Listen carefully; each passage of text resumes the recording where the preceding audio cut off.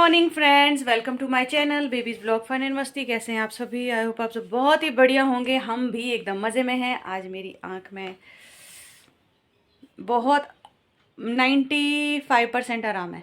5% इसमें थोड़ा सा अटपटाहट सी बची है, वो भी जाते जाते ही जाएगी। कल रात को मैंने मेडिसिन ली थी और दवाइयाँ तो डालने वाली हैं। ऑइंटमेंट है वो मैं रेगुलर कर रही हूँ। कल रात को बहुत ज़्यादा तूफ़ान आया था, बारिश आई थी और अभी देखो 7:45 का टाइम हो रहा है। लाइट अभी है नहीं। हम दोनों यूं ही बैठे थे। मैं तो अपनी वीडियो की जो कुछ एक एडिटिंग बची थी और वॉइस ओवर वगैरह वो सब काम में लगी थी। उसमें थोड़ा सा प्रोसेस में टाइम लग जाता है। हर्षित को मैं लर्न करवा रही थी अभी तक। मैं आराम से बैठे बैठे जब तक लाइट आती तब तक आप पढ़ाई कर लीजिए। आज हम हाथ मुँह धो के जाने वाले हैं। ये देखो, ये देखिए, लाइट आज है नहीं तो आटा मैंने लगा दिया था सुबह सुबह। आलू मेरे पास कल के बचे। हर्षू, फ्रिज में जो आलू रखे हैं ना बेटा उबले हुए, वो ले आ, तेरे लिए वो बना दूँ, पराठा बना दूँ। तो उबले हुए आलू मेरे पास हैं तो मैं सोच रही हूँ एक पराठा बना देती हूँ हर्षित के लिए। और आज मैं सीधा घर चले जाऊंगा। क्यों? बोर हो जाता हूँ वहाँ पर। आ जाइयो, कोई टेंशन नहीं। ठीक है। फ़ोन चलाना होता है। नहीं, बोर हो जाता हूँ तो बहुत ज़्यादा। फिर वो कपड़े भी चेंज करने होते हैं। ठीक है, जो अंधेरा सारा है। आप भी आ जाना, 12 बजे चल पड़ेंगे हम दोनों। क्यों चलेंगे 12 बजे? तो तब आ जाइयो ना, फिर 12:30 कर निकल जाएंगे लंच वंच करा के बच्चों को। तो हाँ, तो ये कह रहा कि स्कूल आता है ना ये मेरे पास, तो वहाँ पे बोर हो जाता है बच्चों के साथ। तो हर्षित के लिए ब्रेकफास्ट बना देती हूँ, पराठा पराठा इसको दे देती हूँ खाने के लिए। मुंह हाथ धो के ही आज जाना पड़ेगा मुझे भी। हेड भी वॉश नहीं कर पाऊँगी मैं, तो ये सब तो आज रहने देते हैं, कर देते हैं स्किप, क्योंकि लाइट नहीं है। लाइट के बिना हमारे कोई भी काम नहीं होते हैं। फ़ोन की भी मेरी बैटरी हो सकता है कम हो जाए, तो मेरे पास पावर बैंक में क्या पता कितनी चार्जिंग हो उसमें पड़ी, उससे मोबाइल को चार्ज कर दूँगी। तो चार्जर साथ लेके जाऊँगी प्ले स्कूल में, इसको आराम से चार्ज करती रहूँगी। इस साइड से कुछ आ ही नहीं रहा है, कुछ रोशनी अटपटी सी लग रही है ना? आपको अटपटी लगती, चटपटी तो लगती नहीं। हाँ, बड़ा है तू। आज अर्षित का साइंस का पेपर है, तो चलो फिर फटाफट काम कर लेती हूँ इससे पहले कि मेरा मोबाइल है टाँ हो जाए। और पीछे देखो कितनी प्यारे लग रहे हैं। ये जो पेंटिंग है फ्लावर पॉट वाले, बहुत ही खूबसूरत लग रहे हैं। थोड़ा डिफरेंट सा लग रहा है। जी, आपको नहीं पता? नहीं, मेरे को तो लगे इंग्लिश का, मैं तो इंग्लिश पढ़ रहा था इतनी देर से। चला बड़ा है, मुझे डरा रहा है। चलो फिर सारे काम कर लेती हूँ, आपको आराम से ही मिलूंगी, क्योंकि बैटरी लो हो गई तो फिर मेरे कोई भी काम नहीं हो पाएंगे, वीडियो भी नहीं बना पाऊंगी। 9:15 का टाइम और मैं हो चुकी हूँ स्कूल के लिए तैयार। मैं आज पहली बार ठंडे पानी से नहाई हूँ इस सीज़न में। पहले तो मेरा मन ही नहीं कर रहा था कि नहाना धोना रहने देते हैं, स्कूल से आने के बाद नहाएंगे, तब तक क्या पता लाइट भी आ जाए। कुछ मेजर ही फॉल्ट आ गया है कल रात को, क्योंकि बहुत ज़्यादा तूफान आया था, उसकी वजह से लाइट गुल किसी के भी नहीं अड़ोस पड़ोस में। हर्षित तो वैसे ही चलेगा, उसको तो बहाना चाहिए ना नहाने का।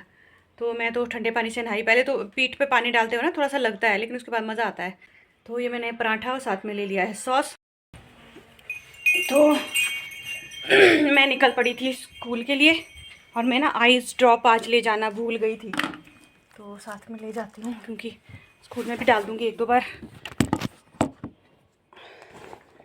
बाहर निकल गई थी, लॉक लगा दिया था, फटाफट से भाग के अंदर आई। फिर मुझे याद आया कि बहुत ही ज़्यादा इम्पॉर्टेंट, जो सबसे ज़्यादा इम्पॉर्टेंट चीज़ है आज की डेट में, वो मेरी आई ड्रॉप्स हैं। तो अब चलते हैं स्कूल।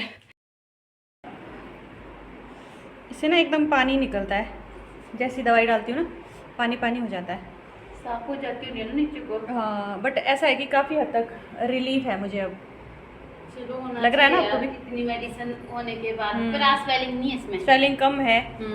अच्छा लग रहा है मुझे। तो स्कूल पहुंचने का सबसे पहला काम मेरा चार्जिंग का था। ओहो, सबसे पहले मैंने फ़ोन ये देखिए चार्जिंग में लगा दिया है, चार्ज होता रहेगा। और उसके बाद आँख में दवाई भी डाल दी। मैं तो आज दवाई भूल ही गई थी, साथ में ले आई, बीच बीच में डालती रहूँगी। तो अब करते हैं बच्चों का वेट, बच्चे आएंगे उसके बाद फिर अपनी दिनचर्या स्टार्ट हो जाती है हमारी। स्कूल से जैसे ही घर आई सीधा आ गई थी किचन में। कल रात को मैंने दाल भीगने के लिए डाल दी थी, जिसमें राजमा थे, दले चने थे और साबुत उड़द, काले वाली उड़द, क्योंकि मुझे बनानी थी मखनी दाल। लंच के लिए तो ये बन नहीं पाई थी, क्योंकि हमें कहीं इमरजेंसी में कहीं जाना था, वो मैं आपको बाद में बताऊँगी। तो अच्छे से धो के मैंने इसको सीटी लगाने के लिए छोड़ दिया था। जब तक हम वहाँ से वापस आए तब तक दाल भी पक चुकी थी। अब तो इसे मतलब डिनर में ही बनाई थी मैंने। वैसे मैंने प्रीवियस मतलब मॉर्निंग के लिए बनाना था, मुझे लंच के लिए तैयार करनी थी, लेकिन लंच के लिए तैयार नहीं हो पाई। तो सिंपल से इसमें पानी डाल दिया था और थोड़ी सी डाल दी थी हींग, नमक डाल दिया था और हल्दी डाल दी थी फ्लेवर के लिए और कलर के लिए। और एक मैंने कपड़ा ले लिया था कॉटन का कपड़ा, जिसमें खड़े मसाले लाइक दालचीनी होगी, बड़ी इलायची, जावित्री और एक लौंग होगी, 2 काली मिर्च होगी। इनका ना काफ़ी अच्छा फ्लेवर आता है। तो इसे पोटली को बढ़िया से बांध के, जिसे ये खुले ना, इसका फ्लेवर काफ़ी अच्छा आता है और खुशबू बहुत अच्छी आती है मखनी दाल में। तो मखनी दाल खाने का काफ़ी दिनों से मन कर रहा था, तो इसको बॉईल करने के लिए छोड़ दिया। तेज पत्ता मैंने वैसे ही डाल दिया था इसमें। तो इसको बॉईल कर देते हैं, बाकी की बातें आपको बाद में करेंगे। तो 6 बजे का टाइम हो रहा है, थोड़ी देर सिलाई करी और उसके बाद मैं चली गई थी नीरसू। तो मैं आपको बता देती हूँ इस बीच में मैंने क्या क्या किया। हमारे जो ऑनर हैं, जो मकान मालिक हैं, उनके ब्रदर की 2-3 दिन पहले डेथ हो गई थी, सडन डेथ। किसी ने उनको गाड़ी से हिट कर दिया था और फिर उनको हॉस्पिटलाइज़ किया, पहले रामपुर, फिर शिमला, फिर चंडीगढ़, फिर वापस लेकर आए, फिर अगेन चंडीगढ़, पीजीआई, मैक्स, बहुत सारे हॉस्पिटलों में गए। ठीक थे। ब्रेन इंजरी की वजह से उनको अटैक आ गया और वो नहीं रहे। काफ़ी अच्छी बातचीत है हमारी उनसे। शादी फंक्शनों में हम लोगों का, सब जो हमारे मकान मालिक हैं उनके सभी भाइयों के घर में जितने भी फंक्शंस होते हैं, सबके घरों में हम जाते हैं, हमें बुलाया जाता है। क्योंकि हमें जो है इनके घरों में लगभग 10 सालें हो गई हैं, तो किराएदारों की तरह ट्रीट नहीं करते, हमें फैमिली मेम्बर की तरह ही ट्रीट किया जाता है। हर फंक्शन में हमें इन्वाइट किया जाता है, तो हमारा बनता था कंडोलेंस के लिए वहाँ पे जाना। तो थोड़ी देर बैठे, बहुत बुरा लगा सुन के। हमें तो सच बात बताऊँ, हमें तो डेथ का भी पता नहीं था। डेथ का पता तो चला एक्सीडेंट का, उनको इंजरी हुई है, उनको चोट लगी, इस बात का भी पता नहीं था। लेकिन जब डेथ का पता चला कि वो अब नहीं रहे अंकल जी, तो और वो आईटीबीपी से रिटायर थे, काफ़ी अच्छी पोस्ट पे थे। उनको राष्ट्रपति सम्मान भी मिला था। आज जब हम गए थे ना, वहाँ बैठे थे, तो हमने वहाँ पे काफ़ी बड़ी फ्रेम देखी, फ़ोटो, जिसमें राष्ट्रपति सम्मान उनको किया है, एक सर्टिफिकेट टाइप है और फ़ोटो भी है। बहुत ही नाइस नेचर के थे, हम्बल नेचर के थे।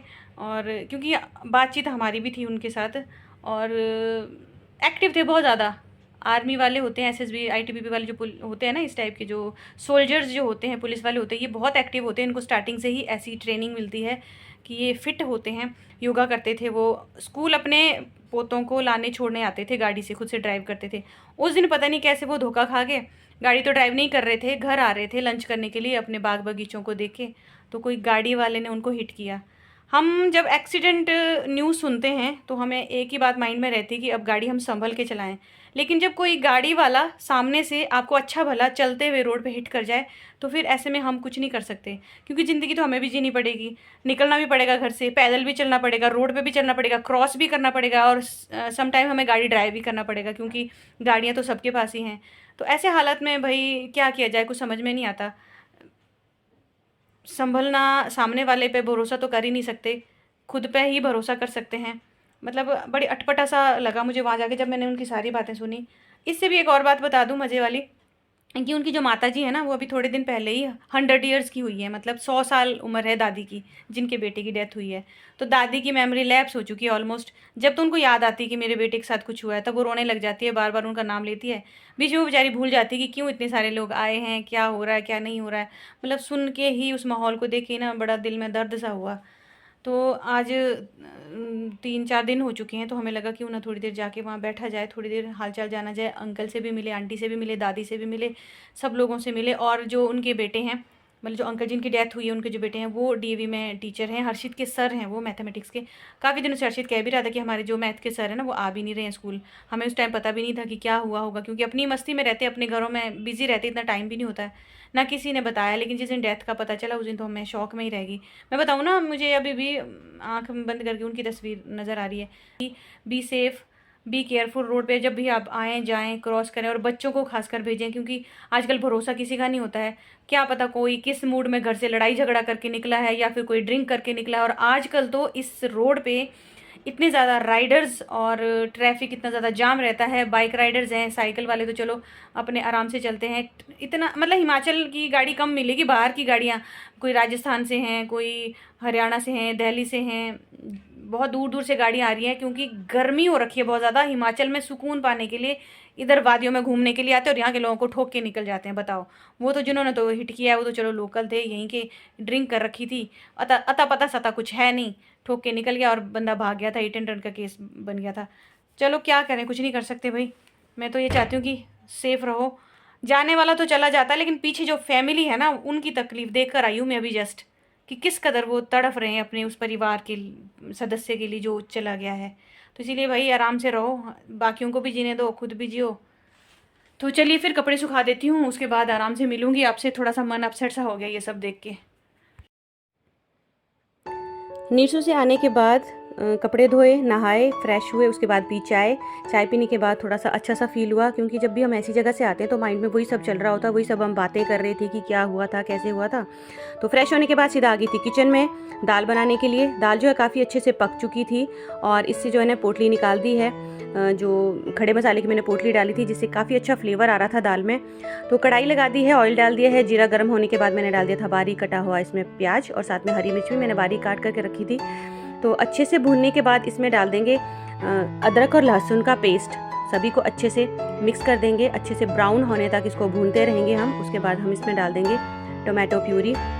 देखिए, सभी का अपना अपना तरीका होता है दाल मखनी बनाने का, तो ये मेरा तरीका है। बताइएगा ज़रूर कैसी लगी आपको। तो जब भी हम रेस्टोरेंट में जाते हैं, सबसे पहले ऑर्डर हमारे माइंड में क्या होता है कि हम एक तो मिक्स वेज ऑर्डर करते हैं और एक दाल मखनी ऑर्डर करते हैं। तो अगर हम घर में अच्छे से बढ़िया से तड़का लगा के रेस्टोरेंट स्टाइल में बना देते हैं, तो क्यों ना हम घर पे ही बनाएं। रेस्टोरेंट जाने की हमें ज़रूरत ही नहीं पड़ती है। बच्चों को जो है खाना तभी अच्छा लगता है जब हम उसमें थोड़ा स्पेशल सा तड़का लगाते हैं। तो ये मेरा तरीका है, जैसा भी है आपके साथ शेयर कर रही हूँ। टोमेटो प्यूरी डालने के बाद इसमें डाल दिए थे मैंने रेगुलर वाले वही मसाले, लाइक हल्दी, लाल मिर्च पाउडर, धनिया पाउडर, थोड़ा सा डाल दिया था नमक। सभी को अच्छे से मिक्स कर देंगे। टोमेटो को अच्छे से भूनना है, जिससे जब तक ये ऑयल रिलीज़ ना करे। थोड़ा सा इसमें मैंने पानी डाल दिया था और फिर से ढक्कन लगा के इसको अच्छे से पकाने के बाद फिर इसमें डाल दी थी दाल। काफ़ी दिनों से अर्शित कह रहा था कि मुझे दाल मखनी खानी है। दाल मखनी जो है चपाती के साथ भी अच्छी लगती है, राइस के साथ भी अच्छी लगती है, और बहुत से लोग इसको तंदूरी रोटी के साथ भी खाते हैं। तो हमने तो राइस बना दिए थे, चपाती बना दी थी। तो अब इसमें दाल डाल देंगे। दाल जो है काफ़ी अच्छे से घुल चुकी थी, पोटली मैंने इसकी निकाल दी थी। तो सभी को अच्छे से मिक्स कर देंगे, उसको देर तक खौलने देंगे। काफ़ी देर तक खौलने के बाद मैंने इसमें डाल दी थी फ्रेश क्रीम। आप चाहो तो घर की मलाई भी फेंट के इसमें डाल सकते हैं। अच्छे से इसको मिक्स कर देना ताकि इसमें जो प्रेसिपिटेट्स हैं वो ना रहें। मेरे पास जो है अमूल क्रीम हमेशा रहती है। अमूल क्रीम का काफ़ी अच्छा फ्लेवर आता है दाल मखनी में तो स्पेशली, और भी बहुत सारी इंग्रेडिएंट्स मतलब स्पेशल डिशेस बनती रहती हैं। कभी मसाला मशरूम, कभी मैं पास्ता और मैक्रोनी बनाती रहती हूँ। तो ये सब अमूल क्रीम मेरे घर में हमेशा रहती है। और सबसे आखिर में मैंने डाल दिया था इसमें दाल मखनी मसाला, जो कि अधूरा है। मतलब दाल अधूरी रहेगी जब तक मखनी मसाला ना डाला। तो दाल का आप कलर देख सकते हैं, एकदम क्रीमी क्रीमी सा टेक्सचर है। बहुत ही अच्छा, बहुत ही लाजवाब, एकदम स्वादिष्ट दाल बनी थी। हर्षित ने भी खुश होकर खाया था खाना। कभी कभी जो इस टाइप की डिशेज जो है बनाते रहना चाहिए, क्योंकि बच्चे काफ़ी खुश होते हैं। तो दाल तो हो चुकी है तैयार काफ़ी देर खौलने के बाद। अब आखिरी प्रोसेस रहता है इसमें तड़के का। देखिए, क्योंकि ये दाल मखनी है तो मक्खन का फ्लेवर इसमें आना चाहिए। एक तड़का पैन मैंने लगा दिया है, इसमें 1 चम्मच डाल दूँगी मैं बटर, और उसमें डाल दूँगी मैं लाल मिर्च पाउडर। अच्छे से लाल मिर्च पाउडर को बटर में जो है भूनना है, उसमें स्मोकी सा फ्लेवर आता है। और इसे डाल देंगे हम दाल के ऊपर, जिससे कि दाल में बटरी टेस्ट आता है। बहुत ही लाजवाब टेस्ट आता है इससे, क्योंकि दाल मखनी है तो मक्खन का टेस्ट तो आना बनता है ना। तो बहुत ही लाजवाब दाल बनी है, आप देख सकते हैं। कलर वाइज भी, टेस्ट वाइज भी बहुत ही अच्छा है। स्मोकी स्मोकी से इसमें फ्लेवर आ रहा है। तो चलिए अब हर्षित के लिए एक स्पेशल थाली लगा देते हैं।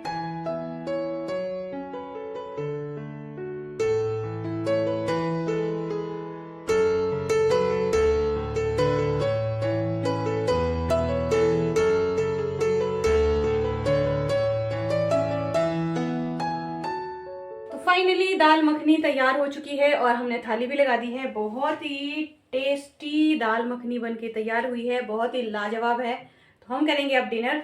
आपको मिलूंगी मैं अपने नेक्स्ट वीडियो में। होपफुली आपको मेरी आज की वीडियो पसंद आई हो तो लाइक जरूर कीजिएगा, फैमिली एंड फ्रेंड के साथ कीजिएगा शेयर। आपको मिलेंगे नेक्स्ट वीडियो में, तब तक के लिए relation control babies blog fun and मस्ती। Goodbye and take care. मेरे से तो रुका नहीं जा रहा।